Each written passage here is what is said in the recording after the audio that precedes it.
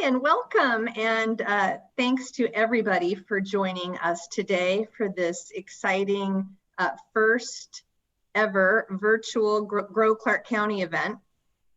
Thank you to each of you, the panelists. We're still waiting for one. And thanks to all of those who are joining us out in virtual land. Really excited to have each of you join us today, panelists, of course. We had our podcast series this last month, which was really exciting for me to talk with each of you. And so I am very, very excited to continue our conversation today.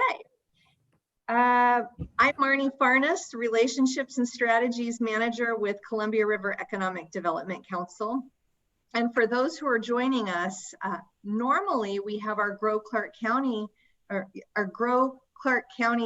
events a couple times a year, and they're in person. But of course, this year that wasn't going to be a thing. So here we are doing it virtually now. So before we get started, I would like to give a big heartfelt thank you to IQ Credit Union for their support of today's event and also all of the podcasts that led up to today, which, by the way, can still be listened to. And I encourage anybody who didn't get a chance to listen to our podcast to go back and do that. But Julie Ahrens is with us. She is going to share a little bit about IQ Credit Union, and she has a few words. Julie. Hey, all you WebEx listeners. We're so excited to be here today. My name is Julie Ahrens with IQ Credit Union, and we are your local nonprofit, non-bank financial institution in town. We've been around for 80 years, and we can take care of business owners, whether you need a business loan, business account, business insurance, or perhaps you're looking for a business truck or auto, or maybe it's time to upgrade and you want a semi. Or maybe you're looking for some commercial property or residential rental investment properties. We can help. Or maybe you are done with all of this and you're ready to get out of Dodge and you're looking more for succession planning or some retirement planning. We can also help you in those arenas also.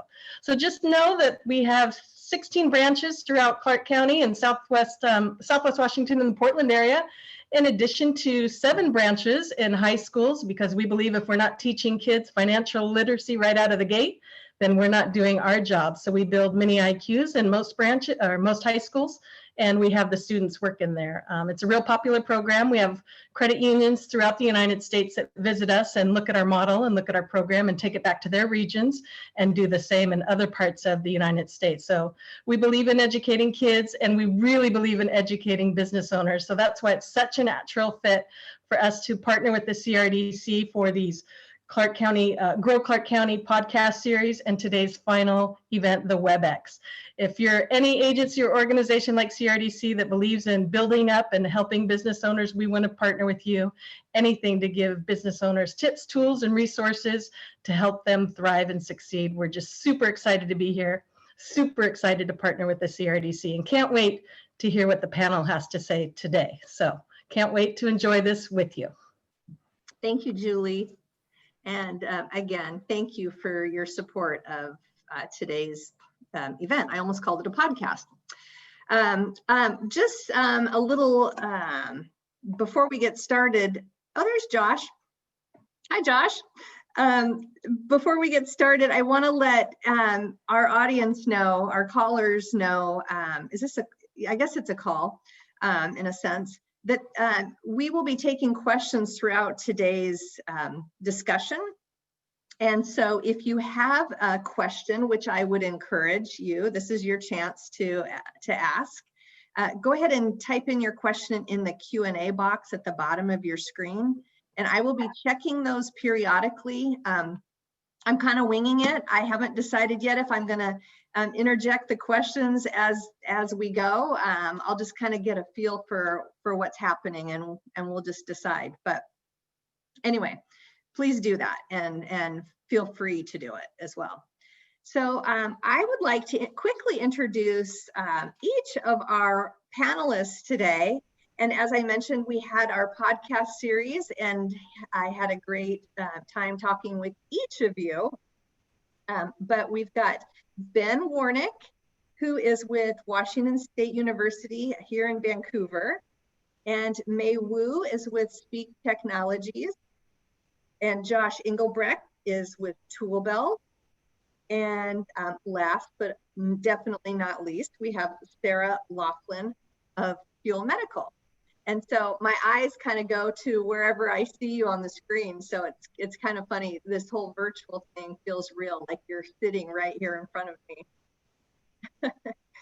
So let's just jump right in. And I'd like to give each of you an opportunity to introduce yourself to the audience and share a bit about your organization and the work that you've done within the startup community.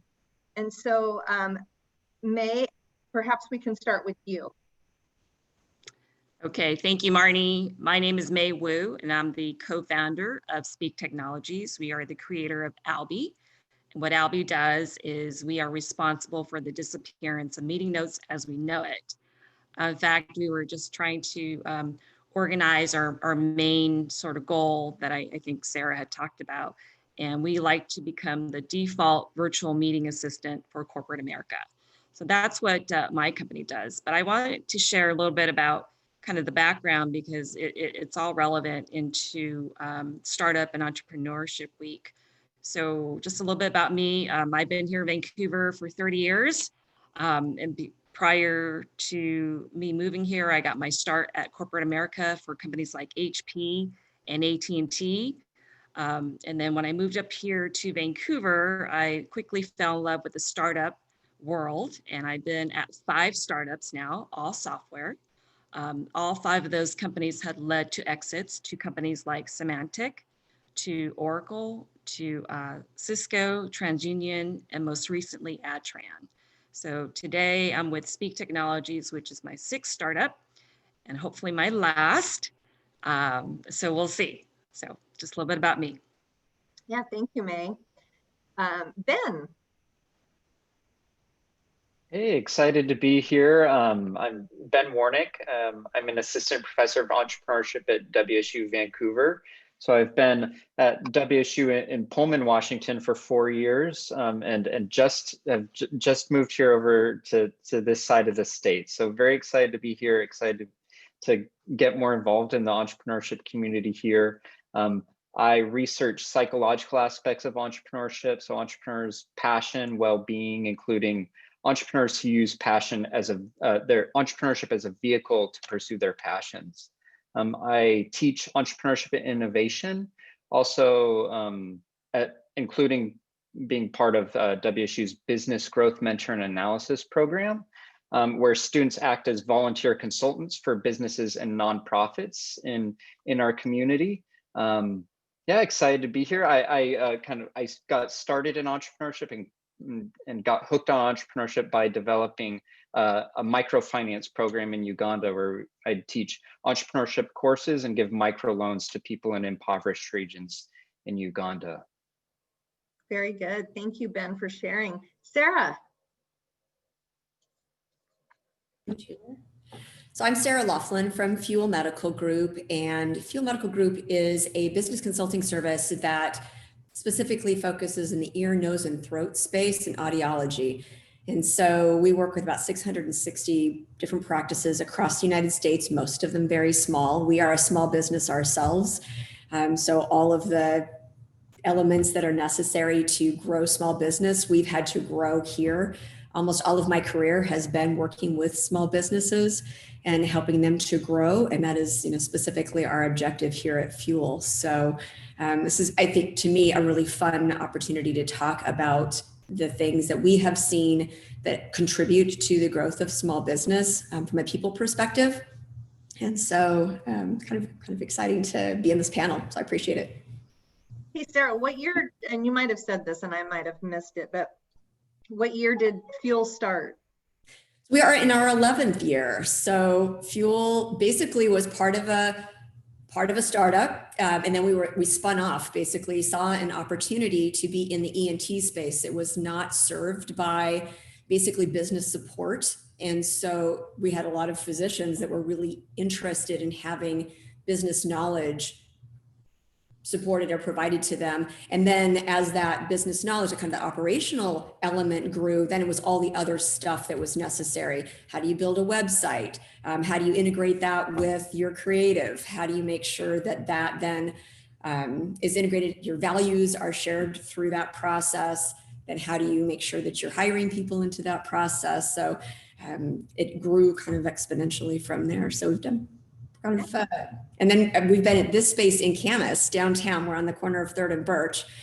We've been here for 6 years. And so just really understanding how important small business is to a downtown core has been really interesting as well. And that has been an interesting part of, I think, Fuel's growth. Yeah. Thank you, Sarah. Josh, how you doing? Hey everyone, it's great to virtually meet you guys, even though I can't see all the attendees. But it's great to meet you guys, and super excited to hear all your guys' stories as well. I'm really excited to be on the panel. I'm the CEO and co-founder of a company called Toolbelt. So our primary mission is to solve the skilled labor shortage in the construction industry. So essentially, think of Toolbelt as the first platform that connects general contractors and builders to skilled labor, whether that's subcontractors and crews. In case you haven't noticed, Clark County is growing pretty fast, so there's a lot of building, so it's a perfect market for Toolbelt. I've been in the construction space going on close to a decade now. Started off doing commercial work, worked in residential, so worked in all sectors of it. But our primary mission is to kind of power both sides, to be able to do more work. And so I think it really resonates being on this panel. So really excited for the opportunity and go from there. Yeah, thanks, Josh. Thanks to all of you. So I'm going to just jump in. It's almost 4:15, and we will end at 5. So just to kind of keep us on track, I will start, Ben, with you. I have a question for you. And then, of course, permitting that we have time, I'll probably open it up to the rest of you if you want to jump in as well. This is a discussion. So, Ben, what's the difference between true failure and an opportunity to pivot? And is there a difference?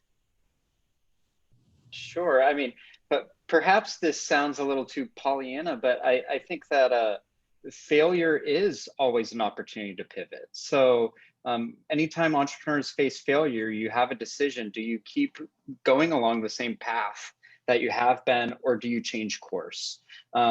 So if anything, I encourage entrepreneurs to do what I call failing forward, that if you're not willing to fail, then you're not able to learn, in short.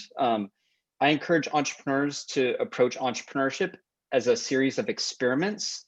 And as we know, even reaching back from our last science class, you know that a lot of times your hypothesis is going to be rejected.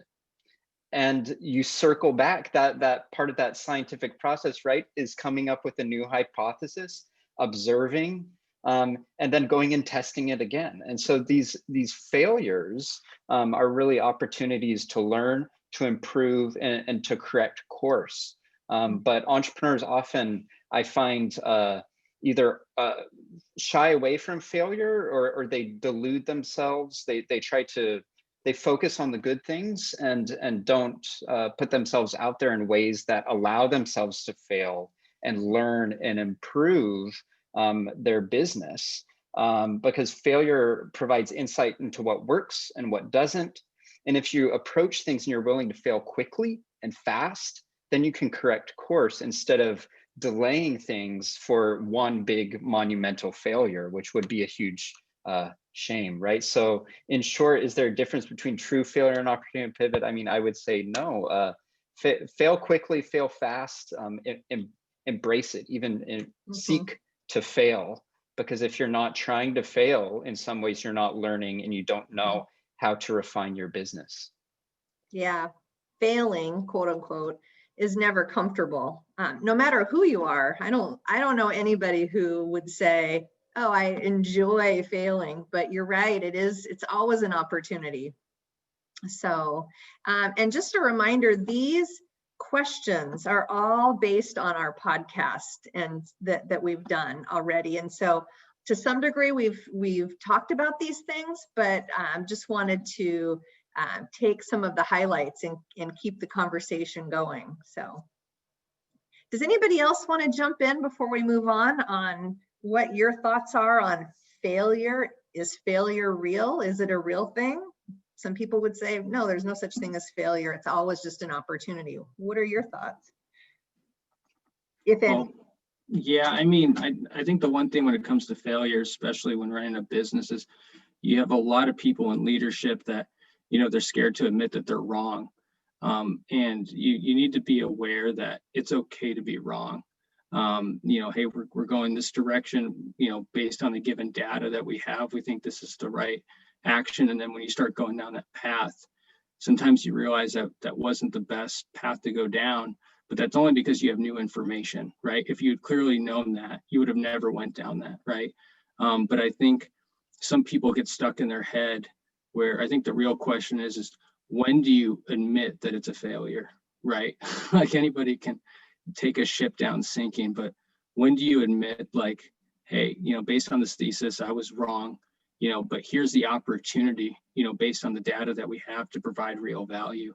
And I think that's really what the right course of action, to take is when you're put in that position. So I think that's not just with startups, but that's an, all businesses across the board, colleges as well, so. For sure. Yeah, it's interesting because a lot of what all of you shared, I could really relate to, and I'm sure I'm not alone. So a lot of this information is good for, just not just business, but life. So thank you. Anybody else? No? Okay. So May, I have a question for you. If I'm a startup or I'm thinking of starting a business, what would you say is typically the best funding source for me to pursue as a general rule? Sure, Marnie. I'll make one comment to Ben's failing forward. I wish we can fail fast. Unfortunately, it takes us years sometimes to fail, but at the end of the day, it's all good. So to answer your question, Marnie, the best sources of funding. Well, I think if businesses are able to, the best way to obviously take a business forward is to bootstrap it. If you obviously have the capability and the resources and the income to bring in to support your operating expenses and carry it forward, primarily for the sake of keeping your equity. However, we know that most startups, when they start, they don't have income even. So you have to go out for funding. Now, obviously, there are things like bank loans and SBA loans that you can go borrow. But aside from that, you have to go actively raise money. So I would say if you're thinking of starting a business, there are really 4 key places you can go to raise money. The first, of course, is friends and family, for obvious reasons, right? These are your friends, these are your family, these are the people that believe in you, know your history, and they might be willing to shell out a few bucks. But eventually that runs dry too. So the next place that entrepreneurs would go to are angel investors. And angel investors are the ones that are accredited investors, and they're willing to take a chance and place higher risk on their bets. And they would go and, in essence, loan you money or trade that for equity. The issue, though, with angel investors is that they have to be accredited, which means that only equates to 1% of the population, which isn't very much. It's only 1%. So the third area, which is an area that we found a lot of success with, is regulation crowdfunding. And that's only available because of the Jobs Act that was passed in 2016. Now, what regulation crowdfunding does is it allows people to raise money online, as well as lets investors get into startups And that means it opens it up to the other 99% of the population. And that's huge. That really is a game changer that was passed since 2016. So that is a new area that I think a lot of entrepreneurs maybe are afraid to get into, but it's something worth looking into. And then finally, the fourth place to go is the traditional venture capital, venture debt companies. But typically those are reserved more for the more established startups or the more mature or getting more mature companies. So those are the primary four ways to go raise capital. Very good. That's great. Anybody else have any experience with this on our panel that wants to share? So in our industry, it is, there's just one more thing to add to the mix is that we have manufacturers that might be willing to support a business that might be using their product. And so that might be a funding source as well. Very good. Hey, that was a good, thoughtful bit of sharing. Thank you, May and then Sarah.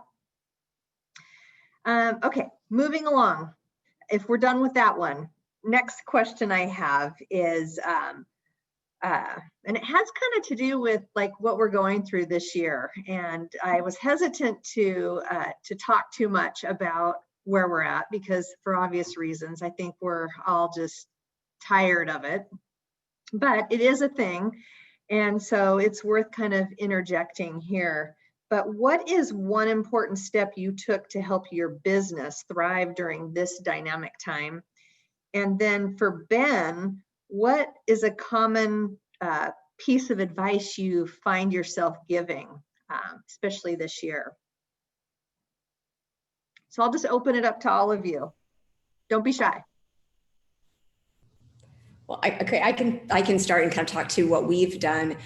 Obviously, in the early stages of COVID, people were really trying to just figure out what they did with their business. What am I going to do with my staff? What's going to happen to any of my customers at all?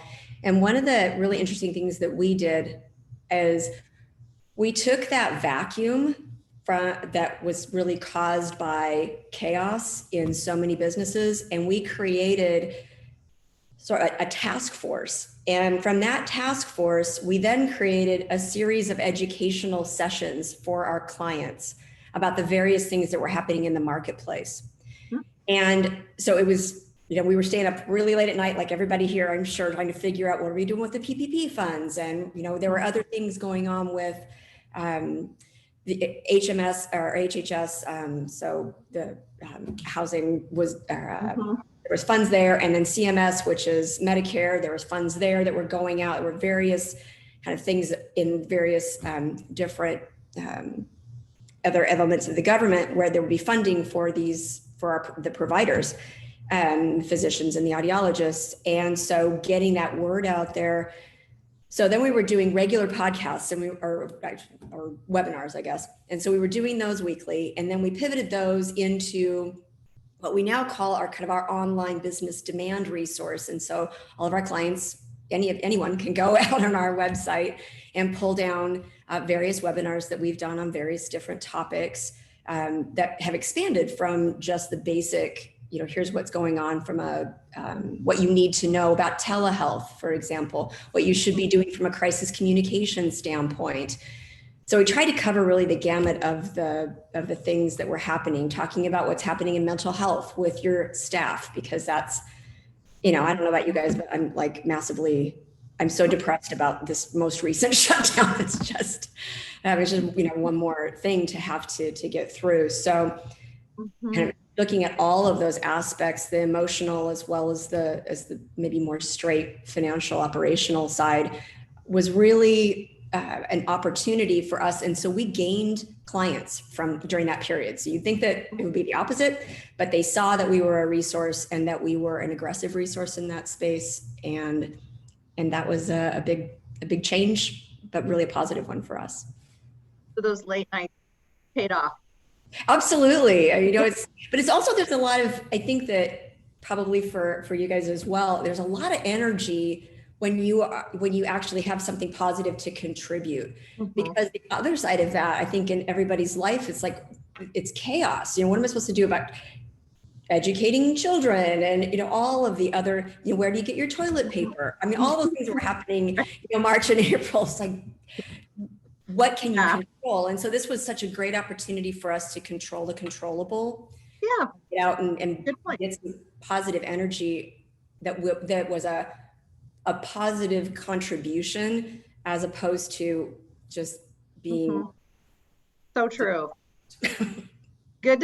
It's good to stop yourself and ask, what can I control? And then focus on those things. yeah, control the controllable. Yeah. How about anybody else? What have you done? What's an important step you've taken this year? Marnie, I'll go. Mhm. So I think the one thing, if I had to only limit it to one thing I've done for my co-founders in our small startup, is to remind them to have patience while pivoting. Just to go back to our fundraising, you know, we were going down the road of meeting probably 24 angel investors, having great meetings and getting traction. And then in March, COVID hit, right? So that virtually eliminated all face-to-face meetings. So we had to obviously pivot. And that's why we ended up doing the crowdfunding raise, which was very successful for us, better than we had expected. But I think the one thing to remember is you have to remind people that raising money takes a lot of patience. I think the average entrepreneur would have to go through something like 60 different investor meetings, and the majority of them give you no answers. So it's a lot of rejection, but you have to keep faith and stay patient, and find ways to pivot to plan B or plan C when things don't go the way you thought they would go. Yeah, it's like interviewing for jobs. It can be, you know, when you're in that job search, it's like, just keep going, just keep interviewing, because eventually, just, you know, the odds are in your favor. Yep. How about you, Josh? Yeah, you know, it was a really interesting time when COVID happened, because we were in the middle of an expansion, going to another state. And so we had geared up and ramped up and planned for that. And then COVID happened, and kind of like everyone else in this room, whether you're on the panel or you're watching, you know, everyone was just trying to figure out, like, what is the next week going to be like? Like, do I have enough toilet paper? Like, you know, should I buy Clorox wipes, right? Like, you know, there was kind of this moment where it's like, let's digest this personally and make sure that all of our team members, you know, and customers are taken care of and supportive. And so we kind of defaulted to that. And then what was interesting was I'm in the construction industry, and you know, it's a very personable industry, right? It's very relationship driven. It's very like, I have to meet you, you know, you have to meet me, and then we do business. But overnight, the whole industry, whether, you know, our contractors were dealing with their customers, that was through virtual. You know, we had been doing a lot of interaction face to face with our customers, that had to become virtual. So I got a chance to see an industry I'd been in for a decade finally leapfrog 5 years into adopting technology. And it was really interesting. We had to kind of pivot, you know, our go-to-market strategy to rely more on our passive channels. And, you know, we had to kind of prove out, like, okay, we still have, you know, things we need to hit, goals we need to achieve. And so what was kind of cool was we got to work with a lot of our channel partners. So I know Sarah mentioned another source of funding is working with, like, you know, kind of like suppliers or manufacturers. And, you know, we worked with them as part of our go-to-market strategy. And it was kind of interesting watching them figure it out just as much as you are. And so I got to kind of see not just my business and how that was transforming, but, you know, really large corporations like Sherwin-Williams, for example. They're a great partner of ours, and they were trying to figure out just as much as we were, you know, during this process. But from a positive standpoint, you know, from our lens, it made, you know, an industry that was really resistant to adopt technology they had to. And I think what's made apparent is technology is now a part of every sector. It used to be its own sector.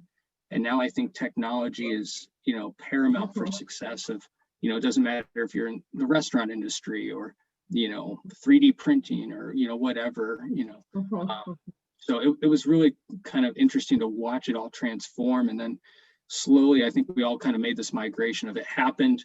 Here's how we're going to adjust. And then we've all gotten to see it evolve since then. So it's been really fascinating. And, we put our employees first, and we were really successful at that. And we have a really great team. And so, we were really fortunate to make it out on that. Yeah. And you do have a great team. I know that. Ben, how about you? Well, I think, these are trying times for everyone, entrepreneurs or not. And I think that the tendency in hard times for all of us is just to kind of hold on. And sometimes that's what you need to do is, just kind of make the best of whatever situation you have. But I would almost urge people away from that to the extent that they can. That I feel like there's this tendency, at least in the beginning, of waiting out the storm until things return to normal. And I think what I've realized is for entrepreneurs in general, trying to just wait something out, it can be really dangerous, because whatever normal we return to will not look like it was. And so instead of just kind of holding on and waiting, I try to encourage entrepreneurs to look for opportunities in the changes, Right. because opportunities are always a function of change. The world is always changing, and if you're able to cut through the noise and take care of yourself to the point where you can start to look at the world and see the changes and see the opportunities in them, then you can start thinking about how to move forward instead of just holding on to a normal that will never return, because the future is never the same as the past. So what gives me hope with all of this is that a lot of businesses are already pivoting quite a bit. So like the other panelists have mentioned, like all these changes that you're making, which I think is important, and sometimes this kind of situation could be a good push for us to make maybe needed changes or to start something fresh that we wouldn't have done otherwise. And businesses that are founded and in trying times, research actually shows that those businesses develop a resilience, almost like a trial by fire effect, where they learn faster and are able to perform better even after the hard situation has passed economically. So I think that, in sum, any advice that I would give, as hard as it sounds, is try to see the changes as an opportunity and try to resist the urge just to hold on. Try to figure out how to move forward and what that could look like for you in your business. Yeah, that sounds like a good plan. Anybody else before we move on? All right. Thank you all. Those were really good thoughts and suggestions. Definitely. And as I mentioned, I almost hated to bring it up, but here we are. So, but okay. So Josh, I have a question for you. You mentioned your mantra of crawl, walk, run when we spoke during our the podcast. Can you explain how you applied that theme to Tool Belt and when it might be the best time to apply those things, each of those steps? When do you crawl? When do you run? When do you walk? How do you know? Well, yeah, that's a really good question. I think I applied it. I was told it by one of our early stage investors, shared that with me the first time. Whenever you're starting a company or you're really passionate about anything you're doing within an organization, you're focused on the end goal of what it ultimately can become. And by applying that philosophy, it allows you to break it into sections, right? Like, because the hardest challenge, everyone has great ideas. Everyone watching this has an idea that they want to start tomorrow. The challenge is you just don't get started. And, you know, whether that's fear or whatnot. And so with Toolbelt, you know, I realized, you know, that there was a pain point in the industry because I'd been in the construction industry a long time.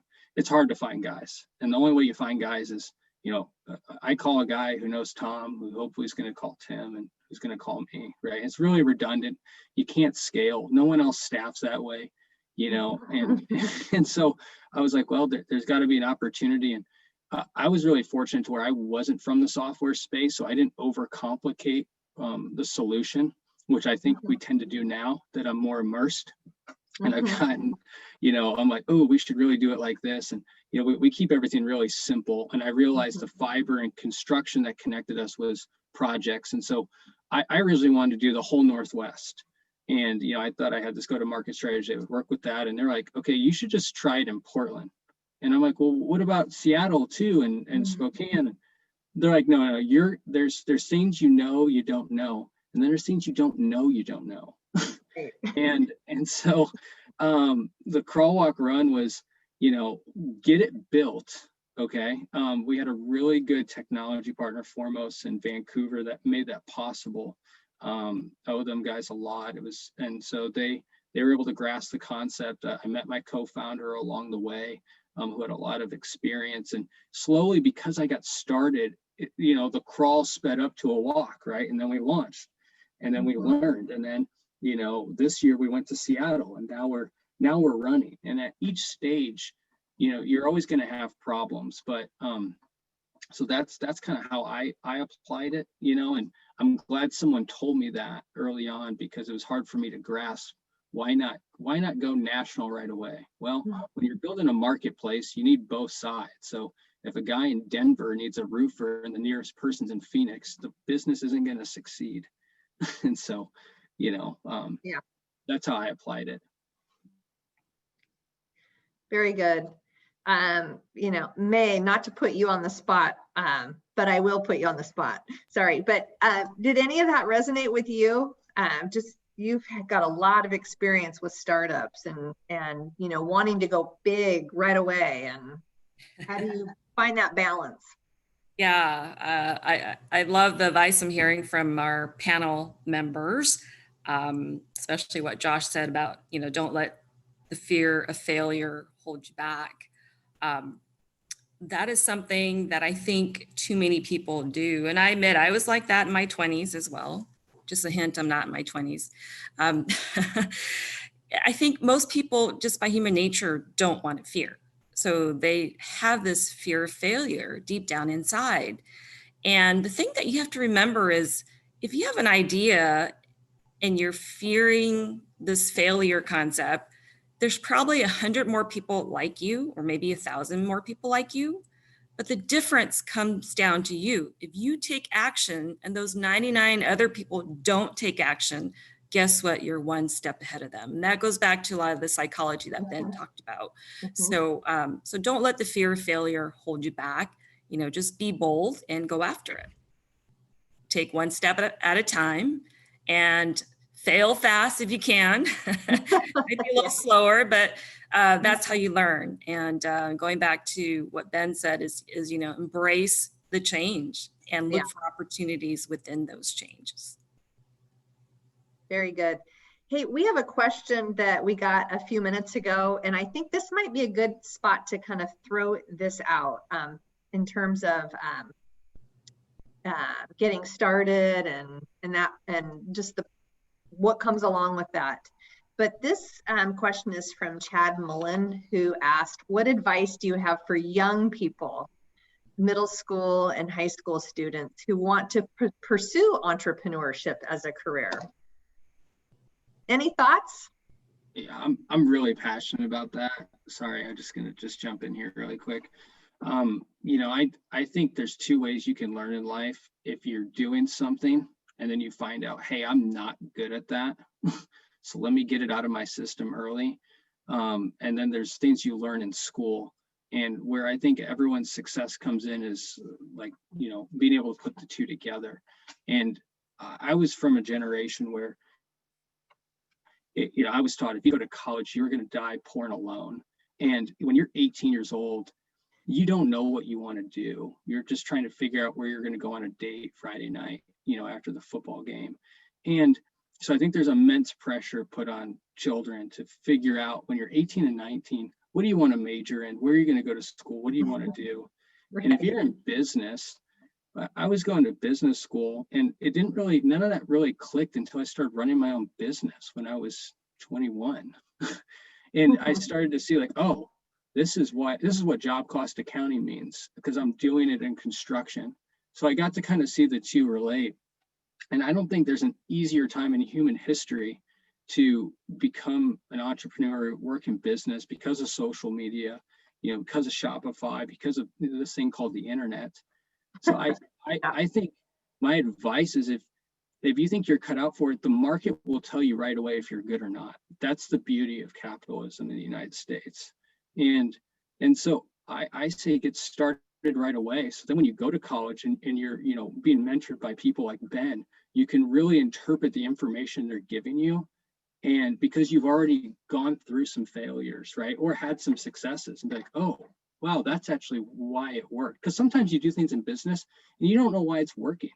Anyone who always tells you that they know why it's working, I think they're lying. But so I think my advice, Chad, is tell that person to get started tomorrow, and they'll realize how hard what Sarah's doing, how hard, what Men's doing and what Ben is doing. So that's my thought on it. I guess I would add a couple things to what Josh said. I think it's so important to be curious, and curiosity leads to all the things that Josh just talked about. It's like, why does that work? And particularly when you're young, many people are really available to help you, and they really want to help you. So I would imagine, because I know I do this, and I bet Josh and May and Ben, we all do this. Marnie, I'm confident you would do this as well, particularly since your husband's a teacher. If someone reached out to you and asked you a question, or the opportunity to have just do an informational interview, what do you do? How does your business work? What is your customers doing? And those are just really basic questions. There's a whole bunch of crazier questions that I'm sure middle-aged or middle school kids ask that would never be even in my brain. But the opportunity for informational interviews, I think, can be just so much their own education. And I've just never run into anybody that says, no, I'm not going to meet with you. Right. And the next piece of that is, who else do you know that I can talk to? And then you get from that person, and that person makes the introduction for you. I really firmly believe that people want to help people. I've just not ever, I honestly just haven't found that to be, I know I talked about that in the podcast piece of it as well, but I just think there's an opportunity to leverage that. Yeah, good thought. Anybody else have anything for Chad? Yeah, I just kind of want to reiterate, I think something that Josh really touched on is that, so I study passion, and a lot of people think of passion as something that, you'll find it if you find it out there somewhere. But I don't think you don't sit around thinking about what you're passionate about, and then a light bulb switches and, oh, I found it. I found my passion. Now I'm going to do it. Right. Passion is developed by taking action. So building on both Josh and Sarah are saying, go out there, start doing things. You'll find what motivates you, what you care about. Take kind of these low stakes actions, these low stakes failures, to where you can go get experience in an area that you're interested in. So maybe May can speak to this a little more as well, but a lot of investors that I've interviewed and talked to in my research and otherwise talk about kind of the idea people, the entrepreneurship person who wants to be an entrepreneur, but they don't really know in what area. It's like, well, an entrepreneur needs a domain, they need an industry. So I would encourage you to, like Sarah was saying, go get experience in kind of an industry that interests you. Talk to people, do an internship, get a job, like talk to customers, learn about that area. And then you can find that match of not only wanting to be an entrepreneur, but also having some of the background and know-how to be able to apply that to an area that you've developed experience in. And hopefully through that experience, you realize whether it's something you care about, which will help push you through all the hard times that are inevitable in entrepreneurship. So get out there and do it, like Josh was saying, and that's how you find your passion, not by sitting around thinking about what you're passionate about. And sometimes you find you develop your passion, and then you find your passion within your passion, and it just keeps going. Yeah, thanks, Ben. Sarah, I have a question for you, and it's, so I'm kind of changing gears on us. And it has to do with culture, business culture, of course, at Fuel, but you work with so many small businesses. How can a small business define their culture? And what can a company do to instill core values from the start? Sorry, I know that was an abrupt shift, but. No problem. It's something, it's really funny. Historically, probably 2016, 17, the partner that I work with here in our organization, our director of professional development, Jim Fedio, great guy, and just really are passionate about culture and how important it is to really, to your point, define what it is, and then I'll talk about some examples about how to do that, and then how that can really just resonate through the rest of your business for all the other business decisions that you make, and can make some really hard decisions easier. Particularly with staffing decisions, because sometimes you outgrow people that started the business with you. And sometimes those are really challenging actions. So then what happened is the unemployment rate really got to be 3%, and then we couldn't find anybody. And then everybody wanted to talk about culture. So the last couple of years, we've really had an opportunity to do a lot of, I think is interesting work with small business related to culture, because they were afraid of losing staff, because at 3% employment, people have lots of opportunity. And then we went into COVID, and the same thing applies, which is really fascinating to me. So keeping people motivated now, and really, this is where people really have the opportunity to double down on their culture. And so I think there's a few ways of going about that definition of culture. And it's almost the inverse of what you would do with your customers. Basically, everyone is doing good customer research. Who's my customer? Who's my end? All of those same activities should be applied internally to my thinking anyway. That what do we value? What are we actually selling? What about us are we selling? Just like you're doing a product analysis, I think all of the same principles apply. And so a few ways of doing that, I think from easy to substantially more complex is, one of them I think I've mentioned before is just really going down and interviewing and having your staff and your customers and your friends and your family describe your business in 3 words, and then see where those things intersect. Another one that we do that's really fun is basically at a WSU. So this is really sort of a Ben thing. So a bunch of years ago, I worked with a professor out there about futures research. And so basically, futures research is picturing yourself in the future. What kind of business, what does it look like? And what you do is you talk to that as if you are in the moment, like all the verbs you use, the nouns you use, all of your structure of your language is, this is what it looks like to me. And then you go back and look at, well, where are we today? And then you are able to build your plan to move it to where you want it to be, particularly if there are some kind of glaring gaps. But a lot of it, really starts top down. And this is something that we struggle with a lot of our, I'll just say, the physicians that we work with. It's great when a physician, cuts into you because you want them to be really decisive and they're not taking any feedback from anybody else, because that could be, that's time taken away from obviously a significant surgery. But the same rule doesn't necessarily apply to your staff and your customer. You want to have dialogue. You want to be in the business of information gathering, feedback, giving. And so that process of data analysis that you would do for your customer, I think, like I said, needs to be applied internally, and that helps you define your culture. It also helps you define your core values, which to me is so critical, because all the rest of your decisions hook to that. Do we want to work with this customer? Sometimes the answer is no, they're not a good customer for you. Sometimes it's the employee. It's not appropriate. It's interesting that you're mentioning that.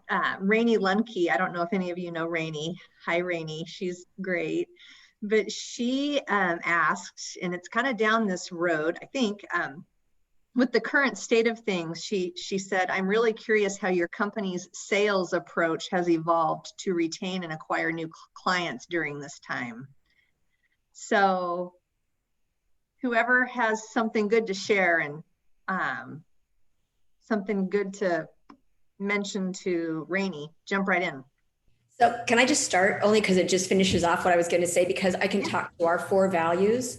So our values are collaboration, being deliberate, being trustworthy, and strategic, which are all critical for a consulting business. But what we did is we really have pivoted from being, we're still really a collaborative organization, but really being very deliberate in our responses. And so that's how I would respond to Rainey's. I think that really strong focus on being deliberate and being very strategic in our responses back to our values is what has allowed us both to retain our clients and gain clients, because those have been we've been really pretty happy with that.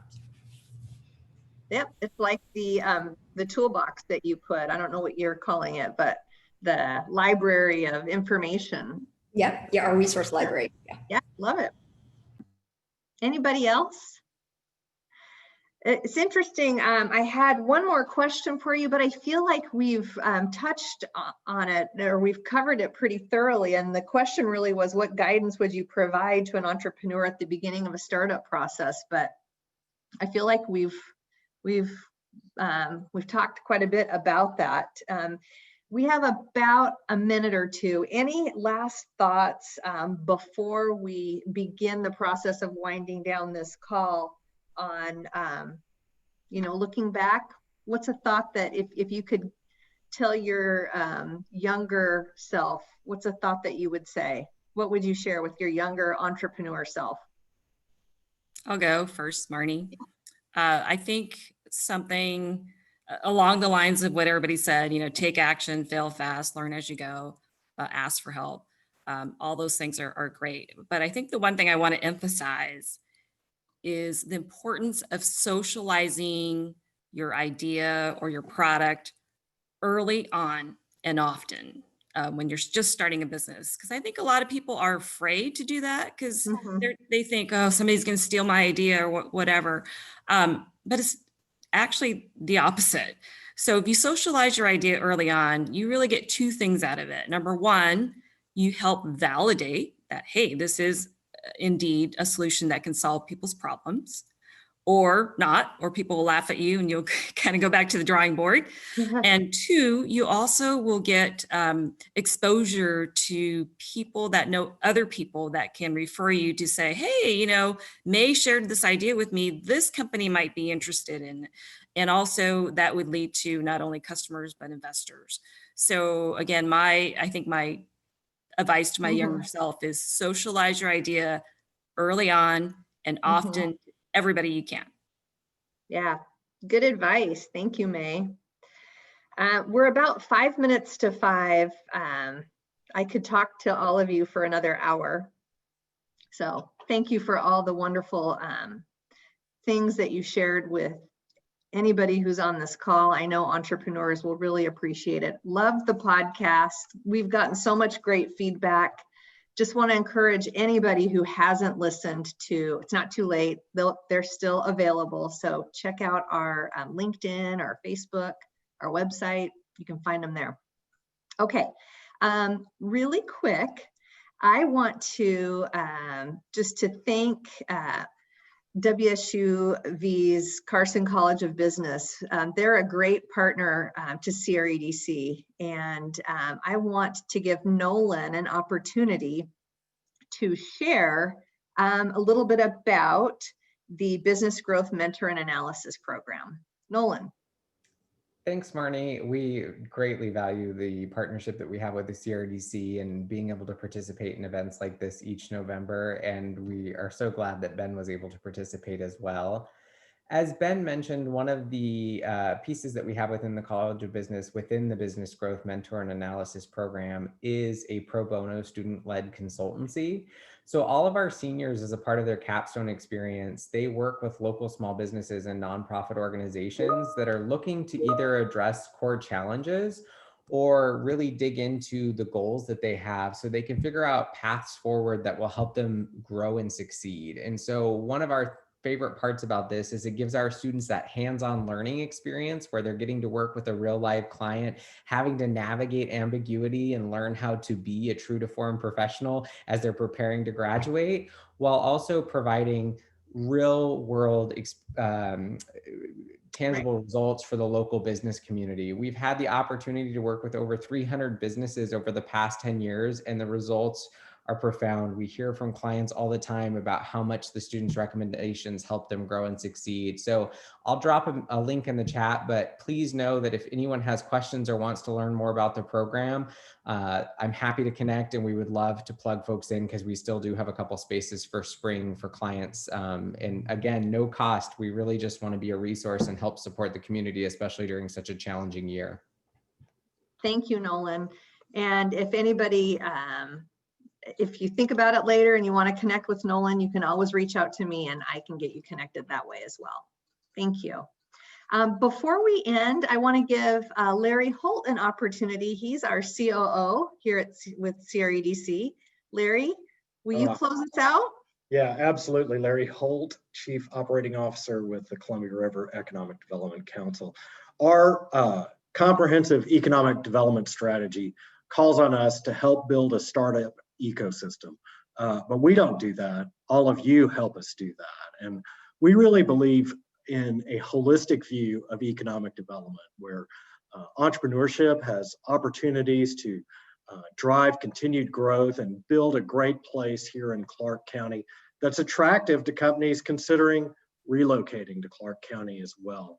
So I'd like to thank all of our panelists, our communities, and especially our entrepreneurs for helping make Clark County such a great, resilient community. Thank you. Thank you. Have a good night and have a good Friday and a good weekend and a good Thanksgiving. Take care. Thank you, Marnie. Thank you.